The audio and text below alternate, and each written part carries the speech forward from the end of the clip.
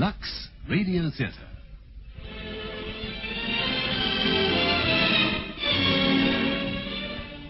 Tonight and every Monday night at this time, Lux Radio Theatre presents for your entertainment the finest in radio drama. This week we present Quadrille by Noel Coward. It is the year 1873, and the charming and irresponsible Hubert, Marquis of Herondon, and the lovely Charlotte, wife of rugged American railway magnate Axel Diensen, flee together to the Villa Zodiac in the south of France. Axel Diensen persuades the wife of the Marquis to accompany him to the villa in pursuit of the lovers, in an attempt to avert a scandal. Serena, the Marchioness, a woman of sensitivity, reluctantly agrees, though doubtful of the delicacy and the success of such action. As it transpires, both Axel Diensen and Lady Herondon are quite unprepared for the ultimate outcome of their handling of the affair. Listen in a few moments to Quadrille, adapted by Margaret Hume, produced for Lux Radio Theatre by Anne Freed, and directed by Henry Diffenthal.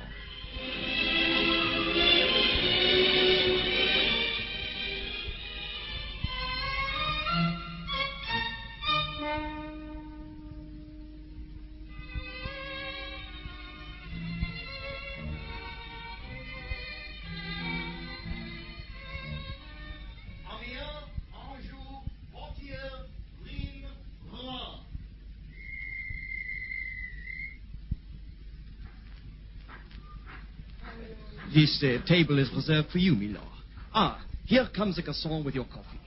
Milord, milady. Thank you. Courier, I am traveling incognito. The name is Baxter Ellis. A plain monsieur will suffice. An honor, monsieur. Your train is nearly ready. I will call you 5 minutes before it leaves. Very good.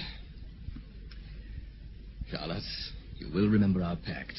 No regrets. Yes, Hubert. Whatever happens, no regrets. Coffee.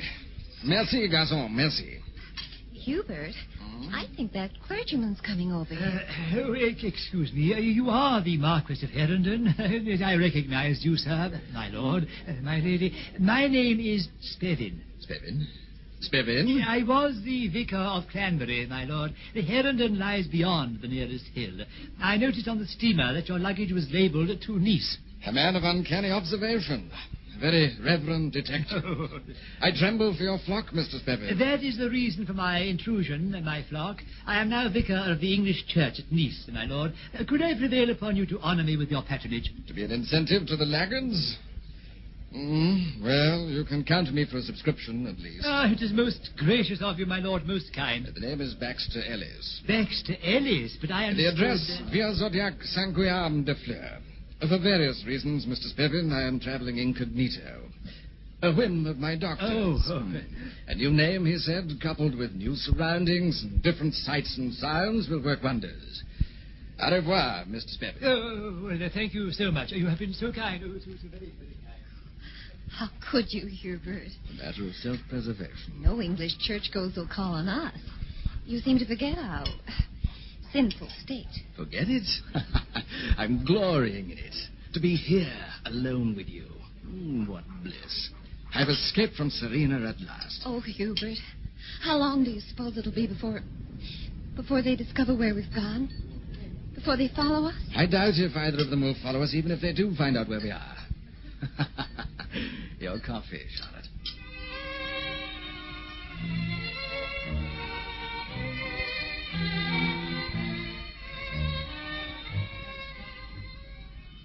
At once, Catchpole. Very good, my lady. His lordship left for Herondon last evening as arranged, Catchpole? Yes, my lady. There is a note for you on the bureau. Thank you. Will Hubert be long away? 10 days at the utmost. I may join him towards the end of the week.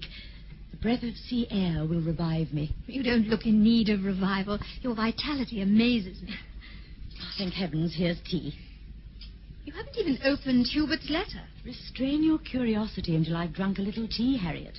I promise I'll withhold nothing from you. Oh, really, Serena? Now, cream or milk? Cream, if you please. There'll probably be muffins in that covered dish. You look offended. Don't you care for muffins? I'm not offended. I'm uneasy. There's something I wish to say to you. I feel it's my duty. That is bound to be unpleasant.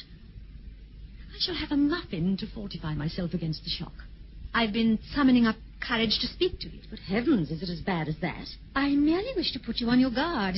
But you're so touchy sometimes, Serena. You're quite liable to bite my head off. Not with a mouth already full of muffin. It concerns Hubert. I suspected it did. Your tea, Harriet. I saw him the day before yesterday. So did a number of people. He went to the horse show. This was in the afternoon.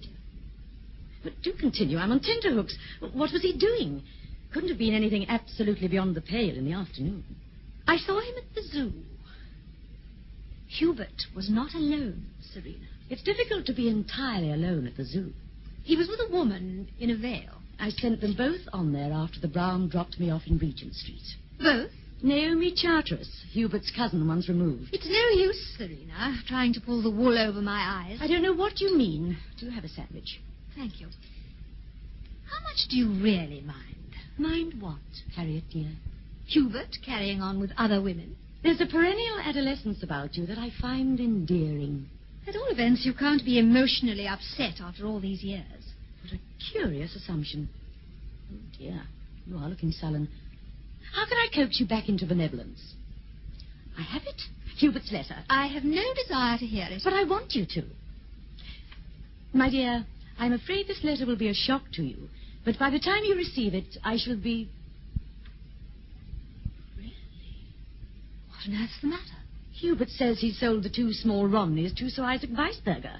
What could have possessed him to do such a thing without even consulting you? There are many things that men do without consulting their wives. Sounds very fishy to me. Fishier than anything he has ever done before. What is it, Catchpole? A visitor, milady. Mr. Axel Diensen, milady. A note in his card, milady. Mr.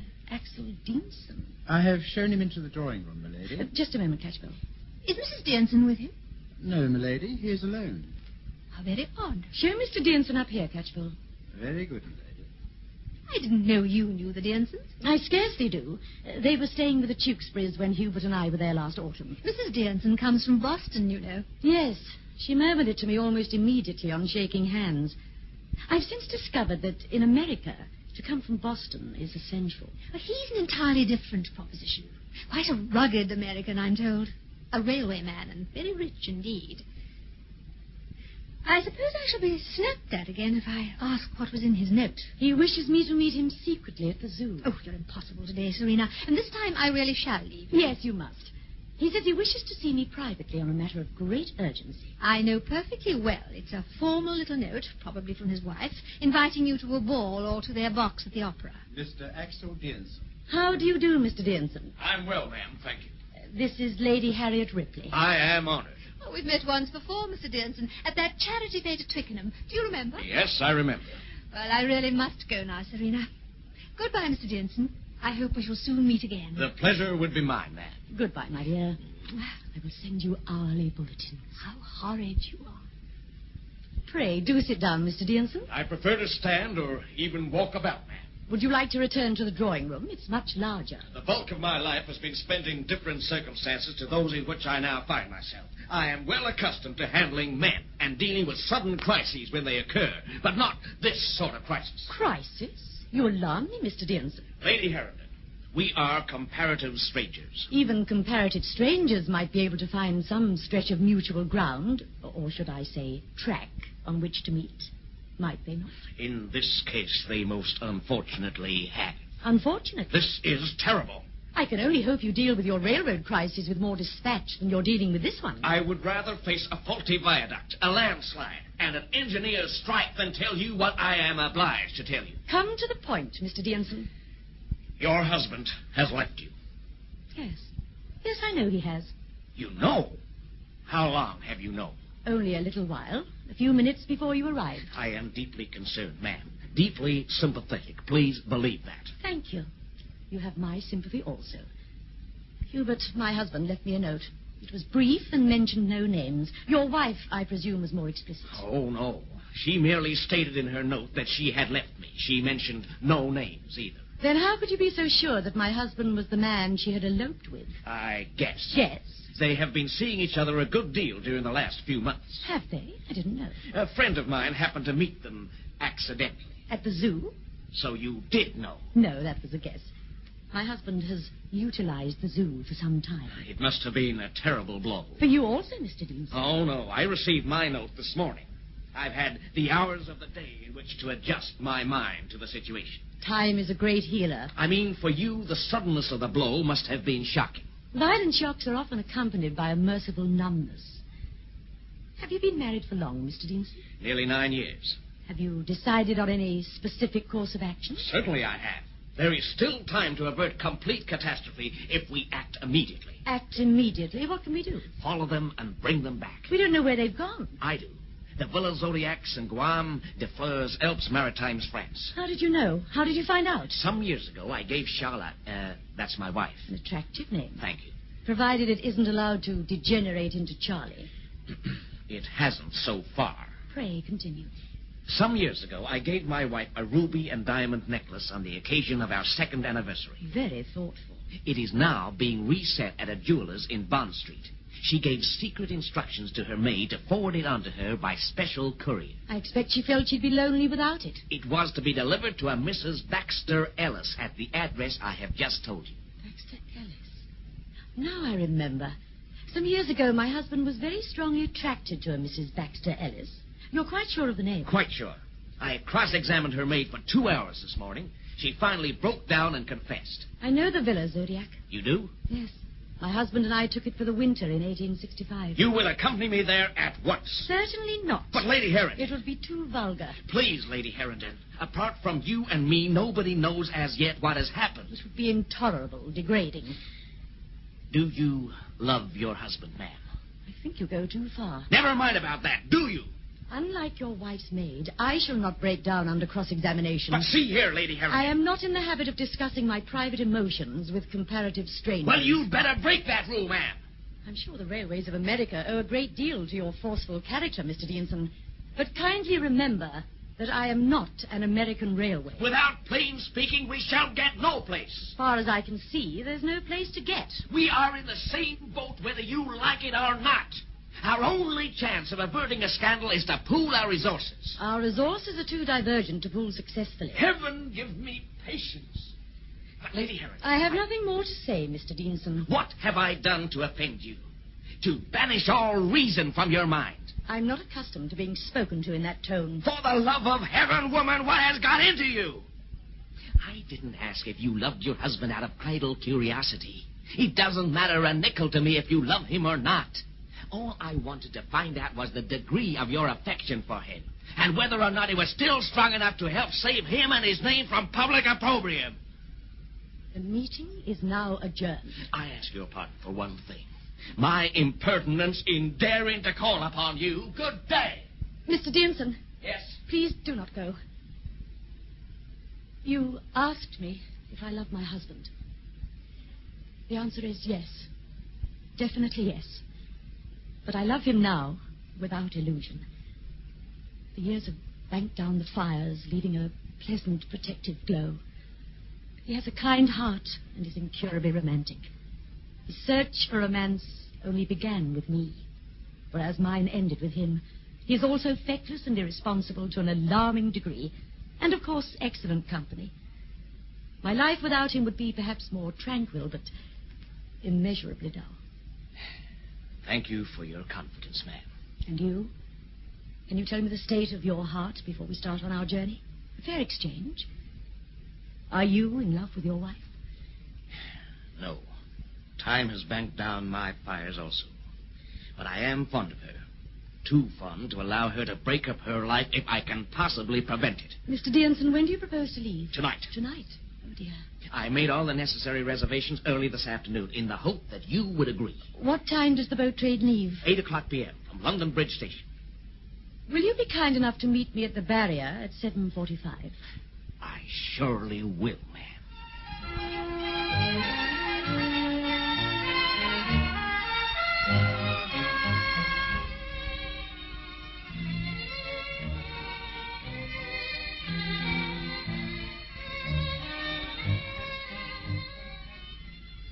Foolish, anyhow, for us to be seen together at the Opera, Hubert. Unfortunately, yes. But we can't be furtive indefinitely.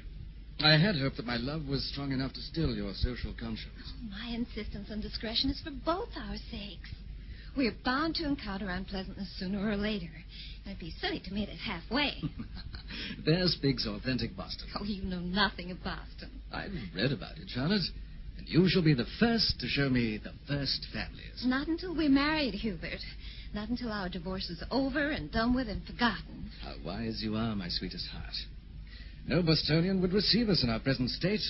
You shall return to your home a marchioness. Serena will refuse to divorce you. I feel it in my bones. She's a woman of strong character.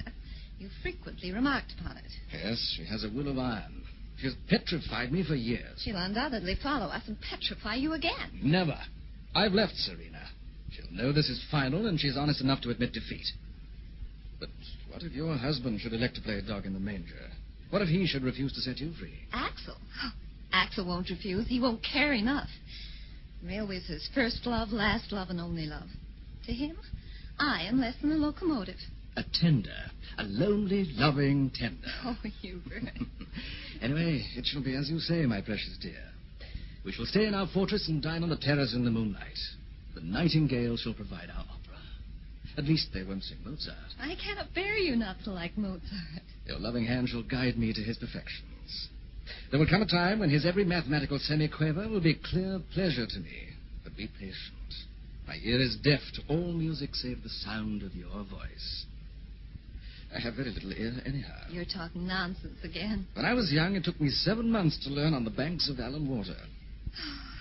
Oh, it's no use. Pretending. Pretending what?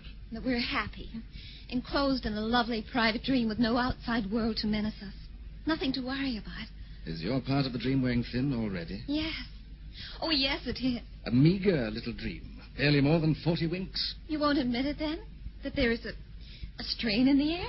Do be quiet, my dearest. You're frightening away the morning. We must go away. We are away. There are too many people near us here. No one that we know, excepting poor old Octavia Bonington. I don't know poor old Octavia Bonington. Then you shall. But I warn you, she may alarm you. Hubert. She lives just nearby and writes fiercely in proper books under a pseudonym. None of her relations will have anything to do with her. Then why should we? Because she's incurably sentimental. It'd give her pleasure to welcome 2 runaways, 2 ecstatic social outcasts. We'll call on her today. We will do no such thing. Mustn't be selfish. We have happiness to spare. We're bathed in illicit bliss. The least we can do is share it. Share it? Well, you must be mad. Think what it would mean to her. An elderly eccentric living alone with an aging pug and a curiously thick-set major domo. Well, Hubert, will you stop talking? Whenever you embark on a sentence, I feel as though you were off on a long journey and that I must wave you goodbye. I will not call upon this Octavia, whatever her name is. Bonington. Oh. Why do you weep so frequently, my angel? I've already told you I'm unhappy. How can you be unhappy in paradise? Maybe I'm beginning to realize it's a fool's paradise. Charlotte. Oh, I'm bewildered, insecure, deafened and blinded all the time by your exuberant dramaticism. Our situation is difficult, and for me, haunted by the dread of humiliations. Your continued refusal to share my fears, your determination to float through the air indefinitely, it terrifies me. I'm beginning to suspect you're not in love with me at all. You're merely in love with the idea of being in love with somebody. Anybody. If I kissed you, would you forget my infamies and forgive my verbosity? I do not wish you to kiss me. Let me press my lips on yours, my darling. Then we could quarrel again later. No, Hubert. Yes, Charlotte.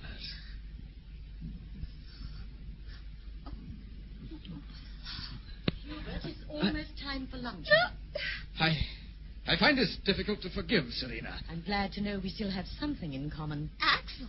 There seemed to be no one about in the front of the house, so we came round by the terrace. There's a bell outside the front door, an exceedingly loud bell.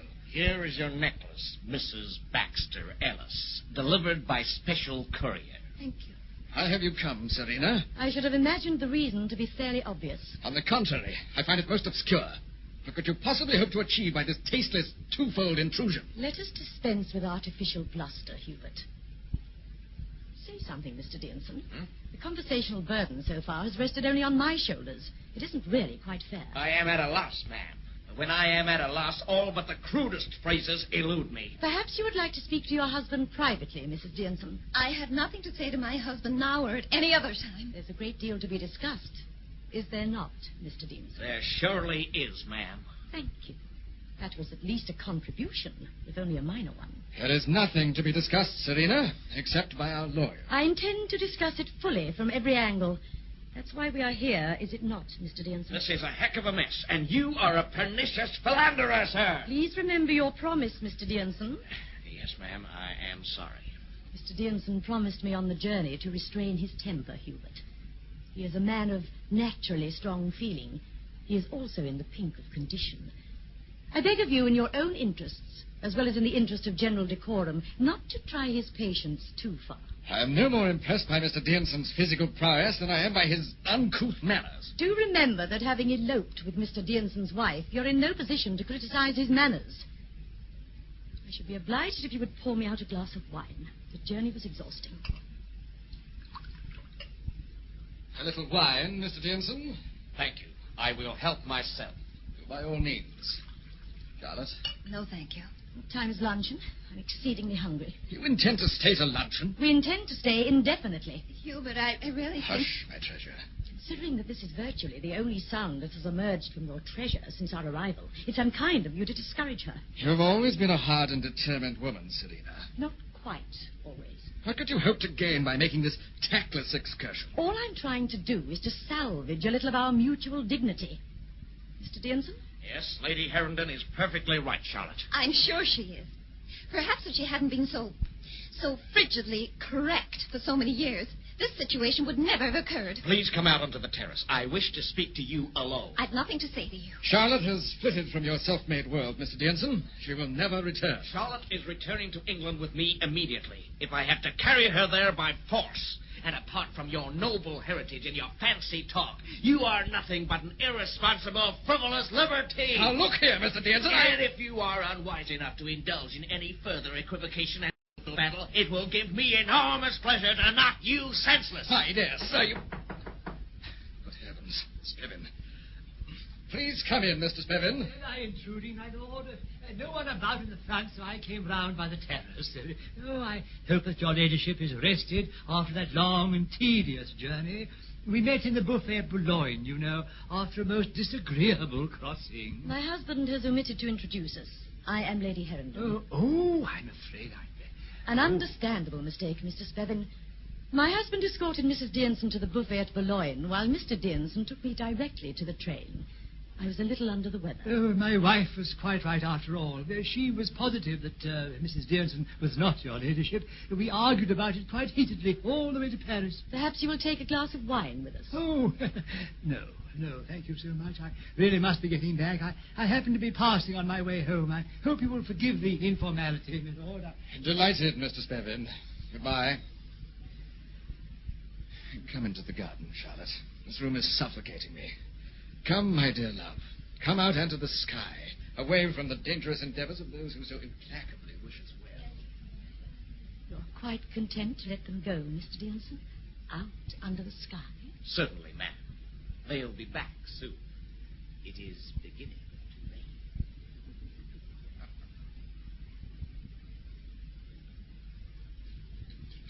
Good morning, Mr. Dearson. Oh, good morning, Lady Herondon. Would you care for some fresh coffee? No, thank you. I've already breakfasted in my room. I trust that you slept well. Quite well, thank you, but not enough. I feel a little tired. May I take this opportunity of telling you how profoundly I admire you? Thank you. You're most encouraging. Your handling of this whole darn situation is beyond praise. You have displayed qualities of endurance, patience, and determination that Abraham Lincoln would have envied. Mr. Lincoln abolished slavery, whereas I've only been fighting to re-establish it. There is bitterness in your voice. There's bitterness in my heart, Mr. Dearson. Eliminate it, man. It will stain your shield. This is a trivial adventure. Is it? I wonder. Measured against the world's deepest sorrows, of course it is. We must not, even in the interest of self-justification, magnify comedy into tragedy. Tragedy inflicts far deeper wounds than those we have suffered. Our cause is merely an assertion of pride. Bully for you, Mr. Dearson. Are you laughing at me? No more than at myself. Well, that's a healthy sign, at any rate. Come over to the window. Uh-huh. You see that village on the hill? I see it. Below the church is a clump of cypresses.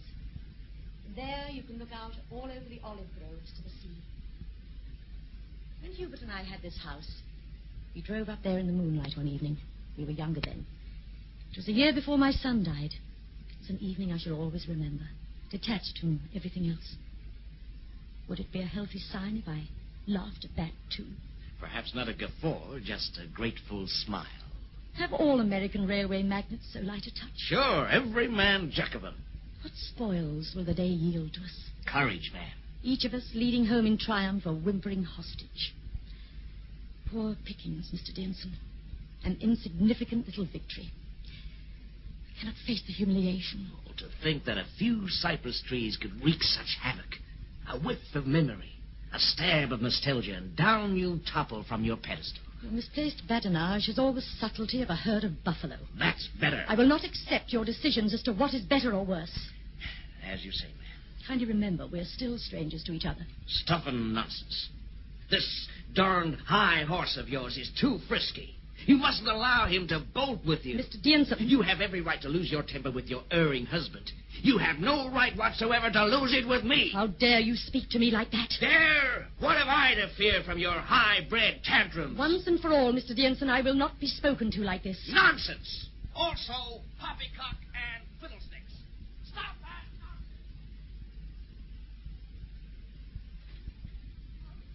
Good morning. I'm looking for Axel, my husband. Delighted to hear it. He's in the garden, I think. Thank you. I'll go out. One moment, Mrs. Denson. We have nothing to say to each other, Lady Harrington. On the contrary, taken all in all, we have many mutual interests.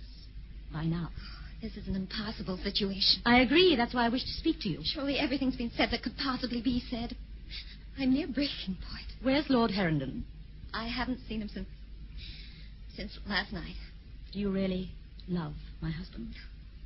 So long as you get your own way, so long as scandal's averted and the situation saved from your point of view, why should it be of interest to you whether I love Hubert or not? Because his happiness is of great importance to me. Oh, happiness. Really, Lady Harrington? We've been married for many years. I know him well. He's in love with me. I'm fully aware of that. He was in love with me once, you know. A very long time ago. He's been in love many times since. There was a German actress called Lotta Schell. She had large china blue eyes. Then there was a Mrs. Railston. She had an excellent figure. There is no need for you to give a list of your husband's mistresses. You should at least know their names, if only for reference. He's bound to allude to them from time to time. What's your object in telling me all this? Merely to prove to you that with Hubert the stage of being in love is impermanent. I see. And to find out what, if anything, you have to put in its place when the time comes. The time may not come. Hubert may continue to be in love with me. Pigs might fly, Mrs. Denson. But as a general rule, they don't. There's one fact you've overlooked. He's never, with the other ladies you mentioned, made any personal sacrifices, has he? He's never left you before? Never been prepared to jettison his name, position, and reputation for any one of them? He's done this for me, Lady Harrington.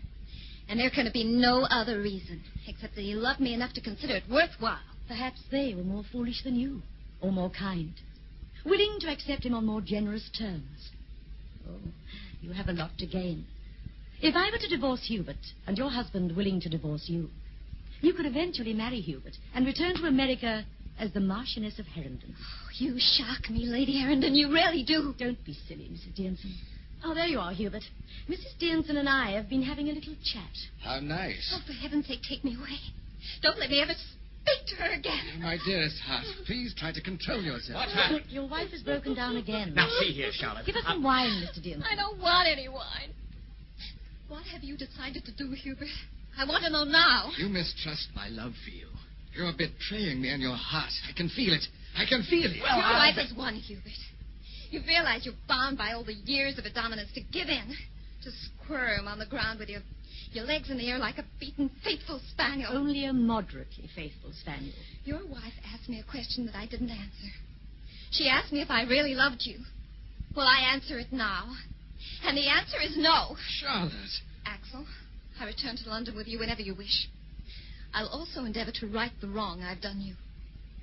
Forgive me, Lady Herrington, for so nearly shattering the admirable facade of your married life.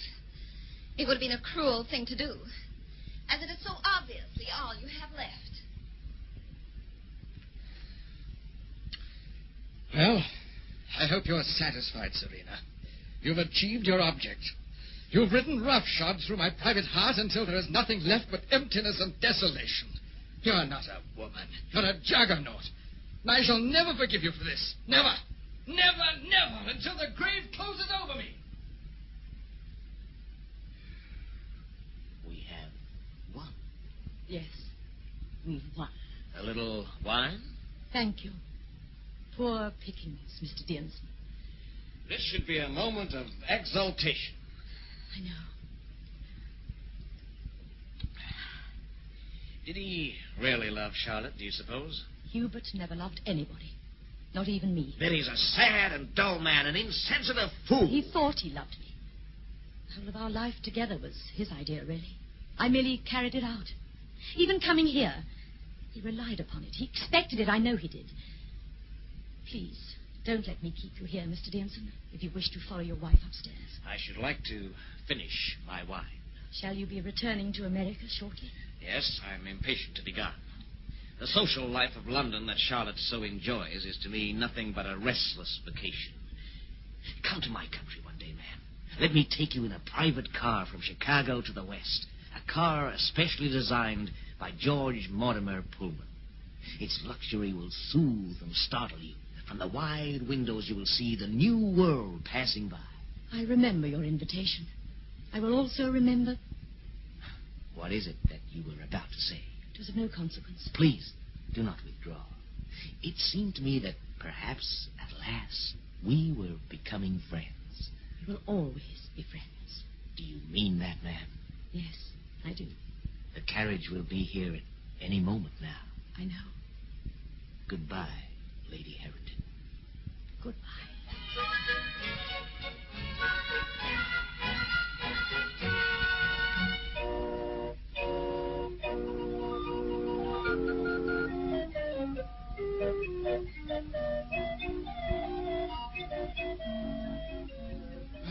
There you are, my dear.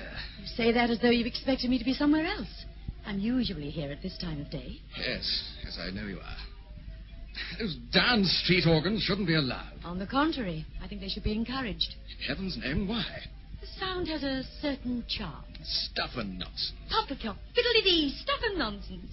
Serena, what on earth's the matter with you? Oh, nothing. Nothing at all. Would you say that, on the whole, our marriage had been a success? What an extraordinary question. Leaving aside the unfortunate episode of Charlotte Dearnson last year, would you say that our long years together had been reasonably happy? Of course I would. It's not quite enough, is it? What on earth do you mean? Till death do us part. Life provides so many reasons for parting. Death, only one. What has prompted this soul-searching, Serena? Hardly soul-searching. Merely a light, introspective summing up. You're leaving for Herrington this evening? Yes, on the 7:15 train. Alfred's meeting me with the dog cart at Deal. Why the dog cart? It'll be dark by the time you arrive. There's a full moon tonight, didn't you know? The sea will be calm, and I shall be able to see the lights on the French coast. So near, so very near. Well, there may be a fog, or at least a heavy sea mist. It usually is about this time of the year. There won't be tonight. I'm willing to admit that you're a brilliant organizer, Serena, but surely even you must stop short at arranging the climate. I'm so glad you think I've been efficient. You would give me a kind reference, wouldn't you, if you had to? Honest, sober, industrious. What are you talking about? I'm not sure that I know. I'm afraid I shan't be able to get down before Saturday. I have to dine with that fellow Mallory on Friday. Which fellow, Mallory? I told you about him last week. He's an Irishman. How delightful. He's also a first-class shot. The Irish usually are, aren't they? I suppose they have to be. That's what I want to talk to you about. Shooting? No, Mallory. Oh. I've decided to go to East Africa with him. Hubert? Yes, he's a professional big game hunter. He's organizing an expedition and has invited me to join it. Do you think you'll enjoy that sort of thing? Why on earth shouldn't I? You've always been so careful of your creature comforts. I find it difficult to imagine you charging through tropical jungles with a gun. You don't hunt big game in tropical jungles. Of course you do. There are swarms of insects and deadly snakes. And the air is so stifling that you gasp for breath. Remember the fuss you made about the heat only last week at Lord's? I'm leaving at the end of the month. I see. How long will you be gone? 6 months at least. So it's all decided? Yes. Do you mind? No, Hubert. I don't mind. Why should I? Will it be a large expedition? Oh, about a dozen all told, I believe. Anyone know? No, I don't think so. And you like this man Mallory well enough to spend 6 months in his company? He's an engaging fellow, occasionally witty and always agreeable. There will be the others. Yes, of course there will. Are you angry? No, not in the least. Well, it was perhaps inconsiderate of me to decide to go without consulting you. Were you afraid that I might raise objections, put difficulties in the way? No, not exactly. I expect I was a little afraid that you might laugh me out of it. Poor Hubert. Why do you say that? Chained to a dragon. You over-dramatize yourself, my love. You're no dragon. Merely a woman of extreme sensibility who has become suddenly bored with her own social rectitude. Poor Serena. How perceptive you are. I regard you, my dear, with the most fearful respect. Tempered, I hope, with at least a residue of affection. Will you miss me when I've gone? I've missed you for years. Oh, here's Catchpole. Lady Harriet Ripley. Oh, my dear Harriet. Serena. Bring the tea, will you, Catchpole? Very good, my lady. How are you, Hubert? Well, thank you, Harriet. Monotonously well. Well, that's more than I am. This heat is completely exhausting me. You must be longing to get down to Herondon, Serena. Indeed I am. Are you dining in, Hubert? No, I'm meeting Harry at Boodle's at 6 o'clock. I must go and change. I won't wait for tea, my dear. I'm sure you and Harriet have much to gossip about. Indeed we have. I feel, Harriet, that you should be the first to know that Hubert is leaving me. Serena? He's going to hunt big game in Africa. Good gracious. Will you like that, Hubert? Of course I shall. Why shouldn't I? I can't imagine you stalking solemnly for days and days across the African veldt. I'm not going anywhere near the African veldt. But you, of all people, you who set such store by the luxuries of life. Both you and Serena seem to regard me as a sort of spineless sybarite, an aging ninny who is afraid of getting his feet wet. You're both entirely mistaken. I am sick and tired of this stuffy, insular groove in which I've been stuck fast for years. I long with all my heart and soul to get out into the open, to lie under the stars by a flickering campfire, to fill my lungs with fresher, cleaner air, to rest my eyes on new and strange horizons. Well, at any rate, I hope the weather will be nice. The weather will not be nice, Harriet. It may be unpredictable, hot, cold, dry and wet to excess, but it will never, never be nice. There's no occasion to bellow at Harriet, my dear. She was merely wishing you well. Ah, here's the tea, thank heaven. I'm quite prostrate. As I shall probably not see you again before you leave for the station, I'll say goodbye now, Serena. Very well, dear. And goodbye for the moment, Harriet. Goodbye, Hubert. You may expect me on Saturday, Serena. Saturday? Oh, yes, of course, Saturday. Tell Alfred to meet me with the trap. I shall arrive on the 2:30 from Cannon Street. Yes, Hubert. Oh, Hubert. Yes, what is it? It's only that I do wish you well, Hubert. With all my heart. Truly I do. Why, Serena. Goodbye, Hubert. I've put cream in your tea, Harriet. Oh, thank you. You look flushed, Serena. Almost as though you were feverish. I think I am a little feverish. Don't be alarmed. It's a mental state more than a physical one. Why? What's caused it? Haven't the remotest idea. Isn't that extraordinary? Most extraordinary. Has anything happened? Anything disturbing? No, I can't think of anything. Where did you have lunch? With Etta in Kensington. Ronald and Elizabeth were there, and that moist young man from the German embassy whose name I can never remember. Gerhard von Spiegel, I expect. He always goes everywhere. Can't think why, can you? He's supposed to be very intelligent. He betrayed no telltale signs of it at luncheon. All he did was to eat a great deal and discuss the Princess of Wales's fringe. Go on. And then I came home, and Miss Frances arrived to do my nails. And that's all, really. I must say, I don't know what we should all do without Miss Frances. She's certainly an excellent manicurist. She's also a positive mine of information. Is she, indeed? Did she say anything about that rumpus at the Massinghams? No. I should have asked her. It's a fascinating story. I don't encourage Miss Frances to gossip. Then you should, my dear. You miss a great deal. Harriet, you really are incorrigible. She can be very entertaining if she chooses. After all, most of our friends employ her. Unwisely, it would seem. It was she who first told me about the Deansons last year. The Deansons? She, Mrs. Deanson, ran off, you know, to the south of France with a man called Baxter Ellis, and her husband had to go and fetch her back. I believe there were the most appalling scenes, but it was all hushed up. And how did the redoubtable Miss Frances find out about it? Through Mrs. Deanson's maid, apparently. Do you mean to say you didn't know? No. I'm singularly innocent about things like that. I always understood that they were a devoted couple. But you saw quite a lot of them. You must have guessed that something was amiss. They dined here once or twice, that's all. If you ask me, I think he's a bit of a dark horse. A dark iron horse. What did you say? Oh, nothing. He's back in England, you know, without her. Is he really? Violet Trevor saw him at Kew Gardens last week with a mysterious woman. Heavily veiled, I trust. As a matter of fact, I believe she was. Will you mind, Hubert, going to Africa? We must ask Miss Frances. She'll be bound to know. No, but seriously, do you? It was rather a sudden decision, wasn't it? It'll do him a great deal of good. Take him out of himself. It will also take him out of harm's way. Harm's way? What do you mean? Oh, really, Serena. What are you hinting at, Harriet? Hubert has a new friend. That doesn't surprise me. He's naturally gregarious. Well, this one is brunette and vivacious. I'm told she has a charming singing voice. Untrained, but absolutely true. Hubert has no ear for music, so it won't matter whether her voice is true or not. Do you seriously mean to tell me that you know nothing about Hubert and this Mrs. Mallory? Mrs. what? Mallory. She's Irish. So is her husband. Oh, apparently they're rolling stones, always travelling about the world. It seems that he, Mr. Mallory, is none too scrupulous over money matters. And the wife? Is she unscrupulous too? Very, I believe. Oh, poor Hubert. That's what I meant when I said that the trip to Africa would take him out of harm's way. I see it all now. Is he leaving soon? Yes, at the end of the month. Oh, well, that should be a great relief to you. It is. Oh, it is.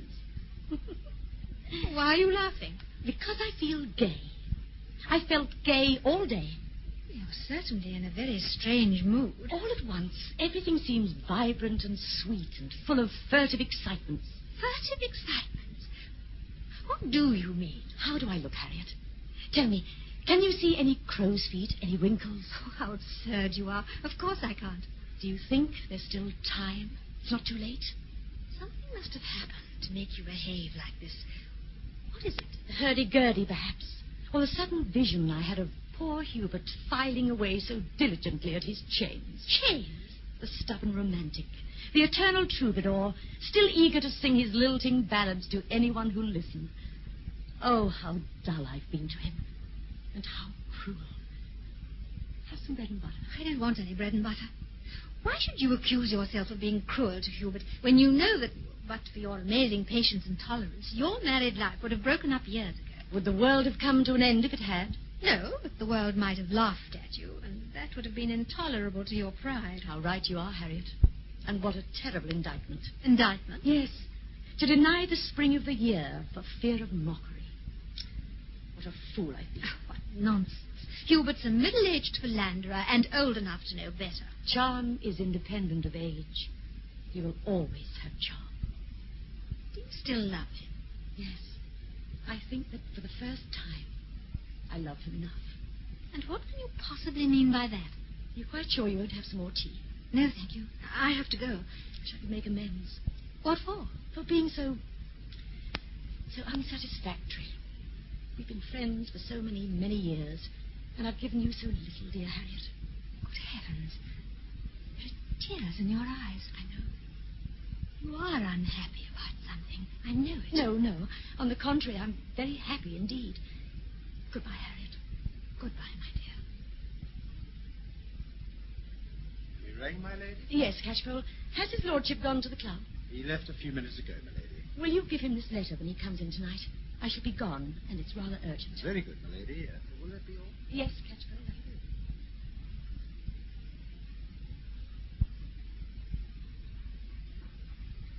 This is your reserved table, sir. Thank you. I will call for you when the Paris train is about to leave. Garçon? Monsieur? You wish for a coffee or chocolate, milady? Coffee, please, with milk. Black for me. Black and hot and strong.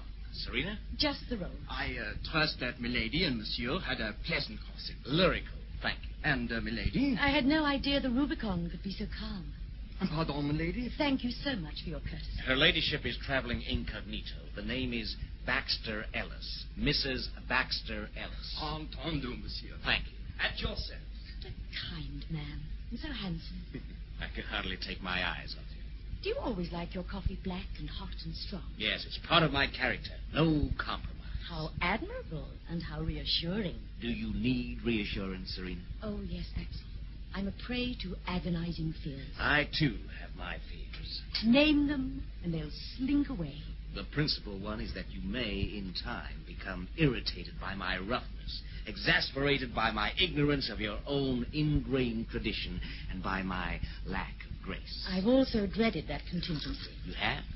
I've envisaged moments of acute social humiliation when you suddenly spit in the fireplace without saying excuse me. You might also get drunk regularly on Saturday nights and knock me about. When one elopes with an uncivilized ruffian, one must be prepared for anything. There's your coffee. Hope it's black enough. Thank you. I promise never to spit into the fireplace.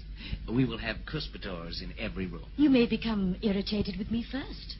My ingrained tradition may infuriate you one day and turn your heart away from me. I will love you forever until the end of time. You said that in Kew Gardens only the other day. You said the same thing, word for word. You were seen there by a friend of Harriet's. It seems you were accompanied by a lady heavily veiled. I do hope it was the same day. Good heavens, there's Mr. Spevin. Oh, Lady Herndon, what a delightful coincidence. Mr. Dearson. How do you do, sir? Fancy our meeting again so unexpectedly. And here of all places. Is it not extraordinary? Miraculous. I trust that his lordship is well, Lady Herndon. I'm afraid he's a little under the weather this morning. Oh, I am so sorry. Nothing serious, I hope. Oh, nothing serious. He'll recover in next to no time. And Mrs. Dearson? She's in America. She had to visit her lawyers. Family matter. Ah, yes, I see. We are on our way home to England for a week or so. My daughter Gwendolen has been seedy for some time, poor child. The Riviera climate never really agreed with her, so we are taking her to my sister in Abergavenny. The contrast alone should work wonders. Are you on your way to Paris? No, we are returning to the Villa Zodiac. Oh, well, I must not keep you. My wife and Gwendolen are already on board. They will be wondering what has happened to me. Goodbye, Mr. Spevin, and bon voyage. Thank you, your ladyship. My wife will be so sorry to have missed you. Remember me to her. Good luck, Mr. Spevin. Yes, thank you. Thank you. The sun is coming up. The dawn of our first day together. If this were a dream, you would tell me, wouldn't you? You wouldn't let me go on sleeping in foolish bliss until some clanging bell dragged me awake. There it is. There's your bell. I'm still sleeping. Now I know I shall never wake. Axel, were we wise to choose the Villa Zodiac? Was it an error in taste? We had to go there, taste or no taste. It's where we fell in love. This last year's been so long I don't remember. I do. Every moment is burned into my brain. Every gesture you made, every word you uttered. Did you know? What? About me, I mean. Did you hear behind my words the pounding of my stricken heart? Yes. I tried to keep my secret. What a waste of time. Every moment of our lives has been a waste of time. Till now. If only you and I were younger. If only we had more time. There is time enough, my dear love. Time and to spare. Come, we must go. There's the courier. En voiture. En voiture.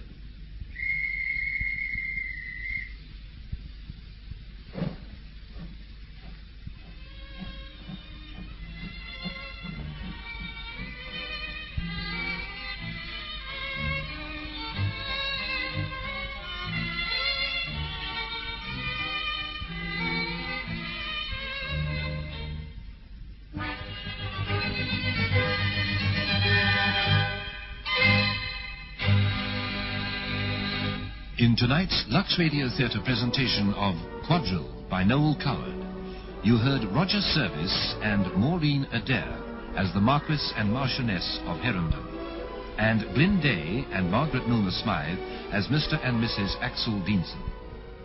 James Irwin was the Reverend Svevin, and Merle Wayne was Lady Harriet Ripley. Others in the cast were Jack Payne and Mervyn Goodman. Quadrille, by Noel Coward, was adapted by Margaret Hume, produced for Lux Radio Theatre by Anne Freed, and directed by Henry Diffenthorpe.